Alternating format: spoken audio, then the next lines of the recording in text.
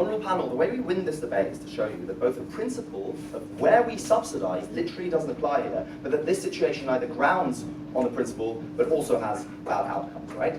My POI was quite pointed. What I said was that basically what they're doing here is defending the fact that everyone should be able to go abroad, like that includes the poor, but also saying that the poor are the ones who aren't allowed to come back, right? In principle, that's the situation they're defending when they're saying we are elevating the poor to that playing field. Like that's already something we find morally abhorrent. I'm going to talk about that in the principal justification, but before that, at some points of rebuttal, like I'm going to talk about three things. I'm going to talk about entitlement, and then how we support those people leaving that we don't want to leave, and then thirdly, how we actually get social impact and why that's important. Before that, like just a couple of points of rebuttal, right? Like, just notice here, opening government sets up this debate in states that have failed you. CG then want to mitigate by saying, oh look, France, like and Britain are actually quite liberal, so those states aren't actually failing you too much. Like please tell us which one it is. But then Monica says, like at least now you're happy. When you're not happy in the society has failed you, you're going somewhere where at least you are happy, without any reasons for that. No, thank you. Like people who leave don't automatically know whether they will end up happy. We think that it's very likely that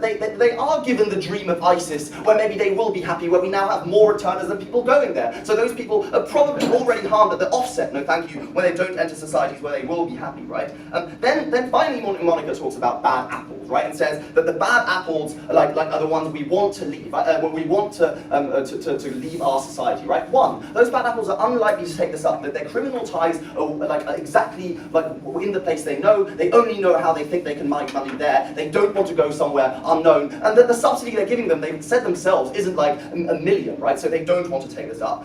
But secondly, you don't actually solve the problems of those bad apples to being there in the first place. At the point where you actually let them go away, actually the incentive to solve that problem becomes less. So the people that are left in crime, like even if that did work, like the incentive, like the people that are left in crime aren't actually helped to begin with. Those are likely people in poverty. A couple of points of rebuttal before I go on, right? Like when they talk about the fact that they get much more liberty on their side of the house, you're not. Like when you require permanent opt-out, you're not allowing liberty to move back. But notice, every domestic financial decision comes at a trade-off, right? So the point where you're giving them that subsidy, you can't give them other subsidies. It probably does result in lowering things like unemployment aid, because usually the social budget is the one thing that we're determined on. Like you can't just invent money and wave a wand and make everyone have loads of money. That would be amazing, but that's not how it works, guys. And no thank you. Then they say people might feel better elsewhere. Why? And then they say we should allow Muslims to move to a Muslim country. Like it literally only happens when you fail them, and it means that you don't deal with that problem to begin with.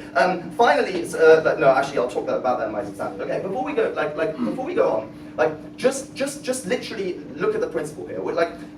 It's not needs-based. It's given to poor people in order to no longer contribute. Like those two things we think are already problematic. But the principle that OG rely on is a free choice principle, allowing an opt-out, but it doesn't extend further, right? Indeed, you're not even allowing people to move back in. But even if we disregard that, if OG derive their justification from giving money to allow choice, why would that not extend to someone who wants to move from the Bronx to the Hamptons, or indeed someone who wants the choice to buy a Bugatti Veyron, or indeed someone who wants the choice of a villa? If they really want to rely on the principle that we have to allow any type of choice you want to make, why would they not do that? Like, no thank you. And they know why, right? Because money doesn't extend to that, money doesn't extend that far, and also some choices are more legitimate than others. It's probably more legitimate to try and solve the problem at home than somewhere else. The principle that we rely on is literally just the fact that,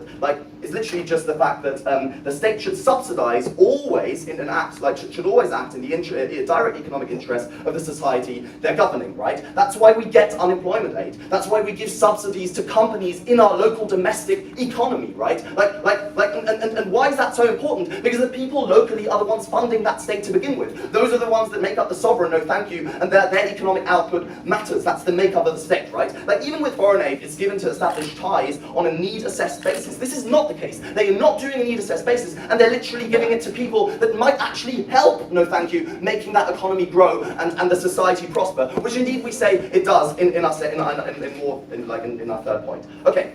What this policy also does as an outcome base is like when Monica says you're more likely, it supports, they are against brain drain because brain drain happens when you know you can come back. Notice this is non-comparative because that still happens on both sides of the house, right? But they're adding something substantial to that because the people who wouldn't leave on brain drain under the status quo now do because they know they have that safety net to come back. And this literally leads us back to the actual question that because no one has asked, why do people not want to leave, right? They have social ties in their community, there's a degree of uncertainty and lack of a safety net. That's what they're giving them, right? So those people who do lead to that type of brain drain are the ones who might leave. Like, they might not end up with something good on the other side, but that's the other harm because they can't come back now, right? So there's a direct harm here. But in the country that they're leaving from, we literally, you immediately get the people who have qualifications, but not the finance as a safety net to leave. For example, like in lesser developed countries in the EU, like Bulgaria, those people leave that are needed to set up that country. The local economy is likely to then turn downwards because, as a result of that, right? Like, it extends further, it applies everywhere this policy is adopted, and not only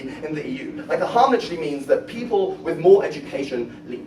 Okay, let's talk about social impact. This is quite important, no thank you. But because what we get from Monica is this idea, and OG to be fair, is this idea that there's an incentive for political help as you need those voters or they'll otherwise leave. If a politician is not already catering to them already, like they won't do so now, no thank you, because the easier result is just letting them leave, right? Especially when society as a whole wants them to, and they don't want to disenfranchise their other voter base that they so build on. Secondly, then when they talk about cultural common ground, okay, I'll take OG. The old principle of use this money on people who will help in the future of the state, extending from OO to CO, says that you shouldn't give out welfare and you shouldn't help handicapped people who are necessarily not going to help the state. No, because they operate within that state as well. They still consume in your market. You're directly responsible for them as a result of them being there. Okay, so when they talk about the fact that the culture now changed, the culture doesn't change just because of a choice. Like you just don't eradicate the actual difference. So there's no cultural change that is actually perceived. No, what actually happens is that people now know that you can now leave. Indeed, if they see you as different, they actively expect you to. Oh, I forgot a couple of things here. Like, those people aren't the ones who want to leave, right? And that's quite important. Because the ones, like, we think that this debate especially takes place for the people that might want to leave, that are disregarded, like disabled people in society. That money isn't enough for them to be enabled, right? The people at the fringes, that literally where money doesn't solve that problem. But what are you creating? You're creating a system where people think the problem is solved. Not only for minorities, like when you think, oh yeah, Muslim people can just go away, the problem is solved, but also for people like at the fringe of society that are expected to have that payoff if they don't like it here, right? It means that there's less social actions being taken, less social policies, and as a result, a lesser society oppose this terrible idea.